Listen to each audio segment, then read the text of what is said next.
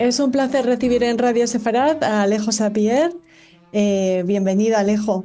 Muchas gracias por la invitación. Llevamos mucho tiempo siguiéndote, como muchos de nuestros oyentes imaginamos en redes, leyendo tus libros y queríamos, bueno, tenerte en Radio Sefarad para compartir tus comentarios, tu opinión, tu trabajo con nuestros oyentes. Alejo Sapier es un periodista, ensayista y analista argentino, pero afincado desde hace muchísimos años, desde los 90, si no me equivoco, en Francia, ¿no, Alejo?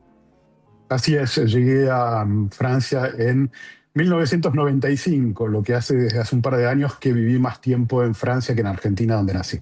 Ujú. ¿Por Cortázar o...? Algo tenía que ver Cortázar, sí. Yo fui al Liceo Francés de Buenos Aires, o sea que ya tenía un vínculo fuerte con este país y claramente la literatura, entre ellos Cortázar, alimentaron esa ambición por vivir en esta ciudad. Ujú. Hablando de literatura, eh, nuestros oyentes seguro que conocen tus libros La traición progresista y El secuestro de Occidente. Ahí expresas preocupaciones que nos atañen a todos. ¿Cómo definirías estos libros? Y no sé si El secuestro de Occidente es de alguna manera una continuación de la traición progresista.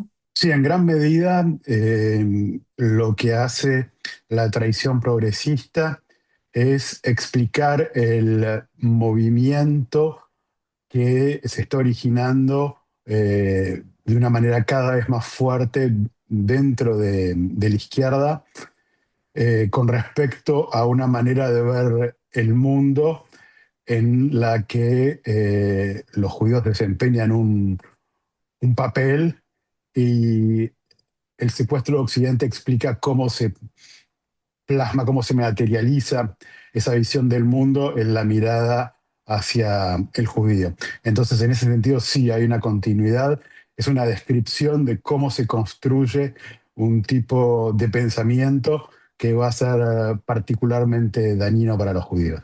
¿Cuál es la tradición progresista desde tu punto de vista, conectada con el antisemitismo, ¿no? Como aseguras en Mm. tus escritos. A ver, voy a tratar de ser sintético y un poco esquemático.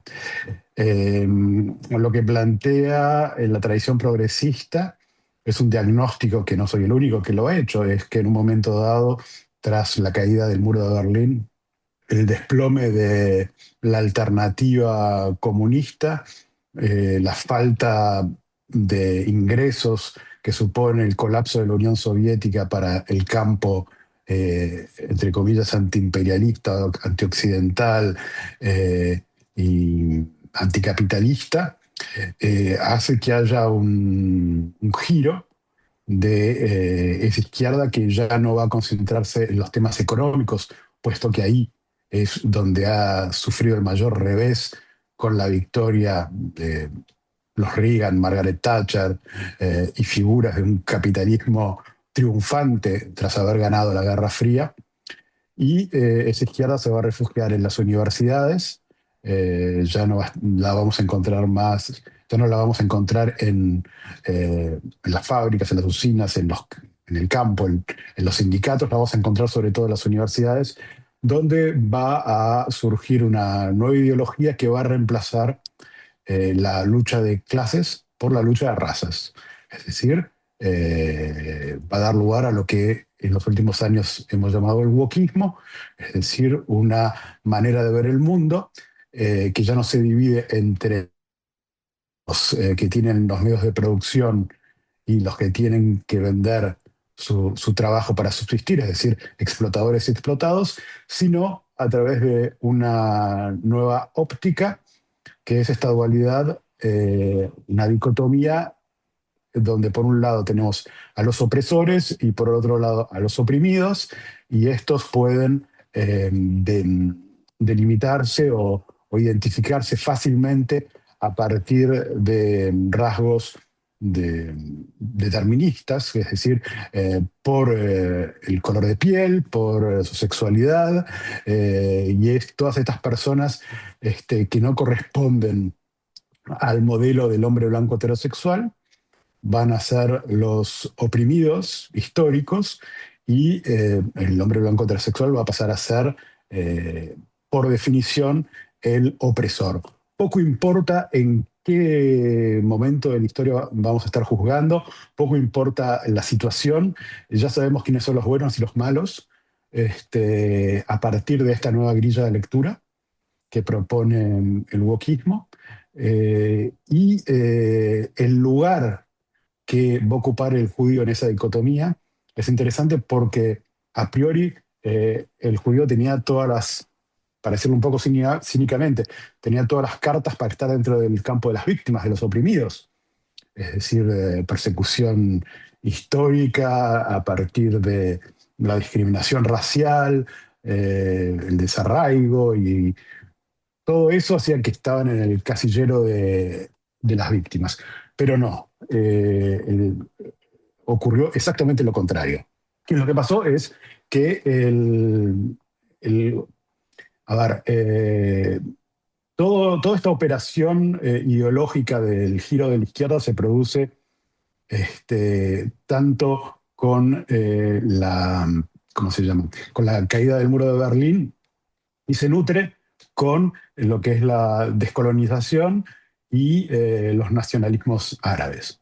Y en ese momento, mientras ocurre esto, es el nacimiento del Estado de Israel, que va a contracorriente de esos movimientos.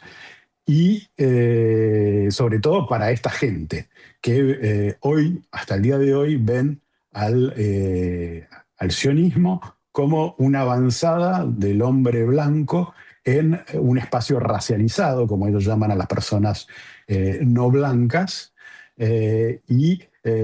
paradójicamente el judío pasa a ser el líder del supremacismo blanco en este contexto. Entonces, ese es el itinerario ideológico de la izquierda que empieza explicando la tradición progresista y después muestra cómo se aplica en los hechos para explicar la posición que toma la izquierda, el progresismo en general, frente al judío y el conflicto en Oriente Medio. ¿Cómo puede escapar Europa de ese secuestro que denuncias? Y ese secuestro empezó en Francia, que tú conoces muy bien, la sociedad francesa. Sí, empezó de una manera muy clara después de la segunda intifada, en el momento en que empezaron a atacar a chicos en las calles de París, a chicos judíos. De hecho, en la tradición progresista nace de mi voluntad de publicar en un libro, en un periódico de izquierda. Yo vengo del progresismo, de la izquierda, y publicaba en el diario de referencia de izquierda de Argentina, y con total libertad, y quise hablar de este fenómeno de un auge del antisemitismo que no se veía desde la Segunda Guerra.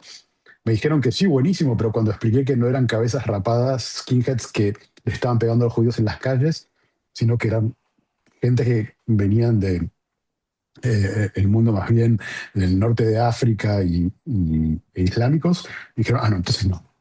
Entonces no tratamos el tema porque eso es, hay que ver lo que hace Israel, porque Netanyahu, porque ¿qué es eso? ¿Qué son esas golpizas al lado de lo que pasa en Gaza? Y eso que yo percibí como algo terrible que me llevó a romper con la izquierda en ese momento, porque me di cuenta de que tenían la brújula moral completamente rota. He visto cómo crecía y no me sorprendió para nada cómo ha hecho la reacción que ha tenido la izquierda a partir del 7 de octubre de 2023. Me pareció que era tristemente lo esperable, y no es que el antisemitismo este, surgió de la nada, sino que quedó a la luz. ¿Qué se puede hacer? Es la pregunta del millón. Este, es muy difícil porque hay una, a ver, hay un pensamiento que es de la izquierda, que está muy afincado en los medios, en la academia. En España se ve muchísimo eso. Es decir, donde es el ser antisionista, como dicen ellos, es una especie de sentido común y denominador común De la de, gente de bien. de la gente de bien y de los de la izquierda champán o caviar. Javier Bardem me parece que es probablemente uno de los mejores exponentes del fenómeno y se ha convertido en una especie de leitmotiv de la izquierda que lo ha tomado como prioridad frente a cualquier otro asunto de la política internacional y de hecho se ha convertido en política local. Lo que ocurrió primero en Francia. Es decir, que partidos regionales además ya usan la bandera palestina para cualquier cosa. Poco importa la reivindicación, poco importa el reclamo, siempre uno va a encontrar una bandera palestina ondeando porque es la nueva camiseta del Che Guevara. Alejo, ¿cómo llegamos los periodistas que tratamos estos temas, Israel, el antisemitismo, el auge de esas acusaciones de colonialismo, la polarización en Occidente, no solo en Occidente? ¿Cómo llegamos a los permeables, a los que todavía, bueno, pues leen, escuchan, no siguen consignas y no ondean esa bandera de moda que es el supuesto pro-palestinismo? Porque muchas veces ni siquiera los palestinos entran en la preocupación o en la ecuación de esos activistas o de la mayor parte No, de la opinión de, pública. de hecho, muchas veces es más fácil conversar y llegar a acuerdo con árabes o palestinos que con progresistas que son más papistas que el Papa en estos temas. Eh, a ver, voy a empezar por lo que no sirve, por lo que no funciona, que es algo que se ha visto incluso dentro de las comunidades judías. El hecho de pensar que si uno se desolidariza del gobierno israelí se vuelve el más crítico de los críticos, eso va a funcionar para que le perdonen la vida. No va a funcionar. Y no funciona. De hecho, se convierten en una coartada para los antisemitas que dicen, ven, ellos que son judíos están con nosotros, entonces no puede ser antisemita lo que estamos haciendo. Entonces, eso desde un punto de vista práctico no funciona y al mismo tiempo es contraproducente. Pienso que lo que se puede hacer es estar bien informado y ser muy confrontativo, porque hay una gran parte a ver, las discusiones que uno puede tener con estos militantes pro-palestinos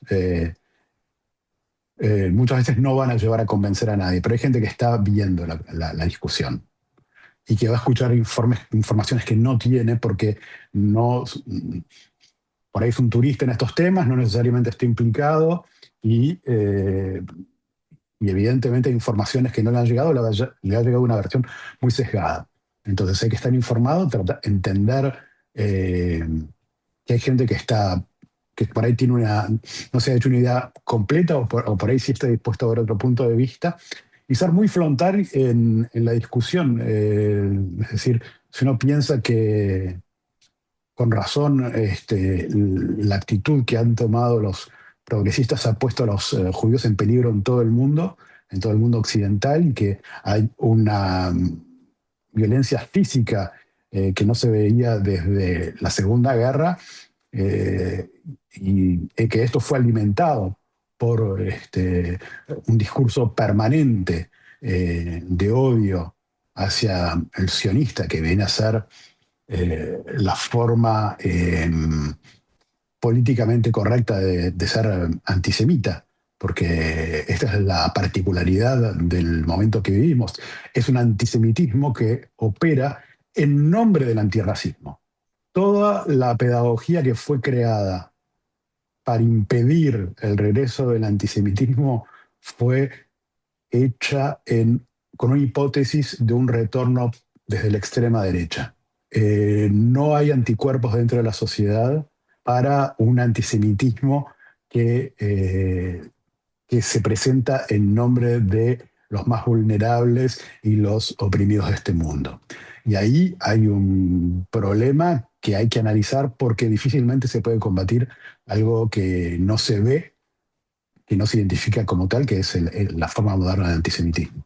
Ujú. No es fácil encontrar la vacuna y desde luego Israel en su comunicación no lo está haciendo, no lo logra. Dejando aparte a personajes como Ben Gvir, por supuesto, porque Israel no logra comunicar su verdad, porque no hay que hacer propaganda, simplemente muchas veces contando la verdad, bueno, tendría que desaparecer esos discursos, esas narrativas demonizadoras, ¿no? Sí, muchas veces se dice que la comunicación o la forma de explicar que utiliza el gobierno israelí es mala, mediocre. Podemos estar de acuerdo con eso, pero yo creo que no es el punto. Yo pienso que no hay cosa que pueda hacer Israel que vaya a satisfacer a quienes odian a Israel. No hay cosa buena. Y con el antisemitismo pasa lo mismo. Eh, no necesitas judíos para ser antisemita. España, que se ha vaciado prácticamente de sus judíos, encabeza esto. Es decir, que no pasa por ahí el tema. Hay que tratar de entender de dónde viene, qué- el síntoma de qué es este antisemitismo. Y uno va a notar que muchas veces ese antisemitismo de tipo antisionista tiene que ver con un odio a sí mismo del occidental. Es decir, el mismo que va a ondear la bandera palestina va a tener muchísimos problemas para ondear la bandera española, la bandera aquí francesa, la bandera belga, lo que se te ocurra. Eh, tenemos a varias generaciones que han sido este, que han crecido educadas en un sentimiento de culpa, en el que la historia de sus países se reduce a un largo crimen en el que el crimen emblemático es la esclavización en el marco de la colonización, del imperialismo, y se le enseña a sospechar a todas esas personas de sus propias identidades y a celebrar al otro, y cuanto más extraño y cuanto más incivilizado, entre comillas, parezca distinto de nosotros, mejor. Está el síndrome del Salvador Blanco, que nosotros vamos a ir a impartir justicia, y, y el judío es visto como no es odiado por distinto, es odiado por blanco. Porque aunque la mayoría de los habitantes de Israel no sean a imagen de Mark Zuckerberg o Woody Allen, es lo que perciben los progres occidentales, que es la realidad de los judíos. Y si odian a los judíos es ante todo porque se odian a sí mismos, es decir, desconfían profundamente de sus propias identidades, se avergüenzan de sus símbolos patrios, de llevar la bandera, de cantar el himno, de todo lo que puede ver con todo lo que puede ser llevar, no digo de una manera a ultranza el nacionalismo, simplemente crear su propia identidad. Y cuanto más desprecian su identidad, más pro-palestinos se van a mostrar. Ya ven que hablar con Alejo Sapier es querer tomar notas todo el rato. Cualquiera de las opiniones que has compartido y reflexiones nos interesan. No sé si quieres añadir algo más, Alejo, antes de casi despedirnos. No, solo les puedo decir que no sé cuál es la solución, desgraciadamente. Sí sé que la mala solución es pensar que agachando la cabeza y esperando que pase, va a solucionar algo. Mi experiencia es que al revés es la confrontación, y que el otro sepa que tiene que pagar un precio cuando se muestra ejerciendo su antisemitismo, que ahí empiezan a cambiar las cosas. Alejo, sobre esto, ¿qué opinión te merece esas comparaciones que se hace con la Alemania de 1938, cuando se compara con las sociedades con en las que vivimos ahora, esa persecución en los medios, esa estigmatización, el vandalismo? el señalamiento. ¿Te parece que esa comparación es legítima o no? Es una pregunta que me hago muy a menudo, sobre todo muchas veces cuando en los últimos años he visto el ascenso del antisemitismo a mi alrededor. Me he preguntado lo que se preguntaban muchos en esas épocas, en qué momento se cruza la línea roja y esto dejan de ser hechos aislados, difusos, y pasan a ser un riesgo real. ¿En qué momento hay que hacer las valijas, las maletas, como dicen ustedes? Sí. Bien. Y me he dado cuenta que el cerco es cada vez mayor, es decir, eh, un día empezaron a sacar las mezuzá de las puertas para que pasara desapercibido, otro día empezaron a cambiar los nombres en los buzones si tenían demasiada connotación judía, otros empezaron a dar otros nombres para el reparto de comida a domicilio o para pedir un taxi o un Uber.